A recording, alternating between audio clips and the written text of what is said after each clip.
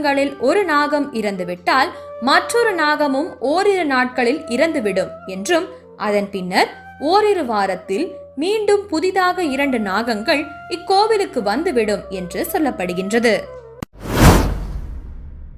உள்ள சர்ப்பம் இருக்குது. இவ்வளோ திக்னஸ் இருக்கும். அது எவ்வளோ அடினாக்கா ஒரு 13 அடி. அது வரும் போவோம். நாங்கள் அவத்திலேயே உட்காந்து பூஜை பண்ணுவோம். இப்போ ஒரு 3 அடி தூரத்தில் தான் இருக்கோம். நாங்கள் மணி அடிக்கிறது, மந்திரம் சொல்கிறது எல்லாம் கேட்டுக்கிட்டு தான் இருக்கும். அதெல்லாம் போகிறதில்ல, எங்கேயுமே போகிறதில்ல. அப்படியே நின்றுட்டுருக்கோம். பப்பால் பிடிக்கிறதுக்காக வரோம், இல்லை என்ன ஆகுது அது வேலையை அது பார்க்கும். நம்ம வெளியில் இருக்கிற பாம்பு பார்த்தா நம்ம பார்த்தாவே அது ஓடி போயிடும் இல்லைங்களா. ஆனால் இதெல்லாம் ஓடுறதில்லை. அது ஒரு தடவை சட்டை விட்டுருந்தது. கண்ணு, காது, மூக்கு எல்லாம் அப்படியே இருந்தது. கொஞ்சம் கூட பின்னம் இல்லாமல். அதை அளந்து பார்த்தோம். 13 அடி இருந்தது. அவ்வளோதான். அது வருது போகுது. அதெல்லாம் யாரையும் எந்த டிஸ்டர்ப் பண்ணுறதில்லை.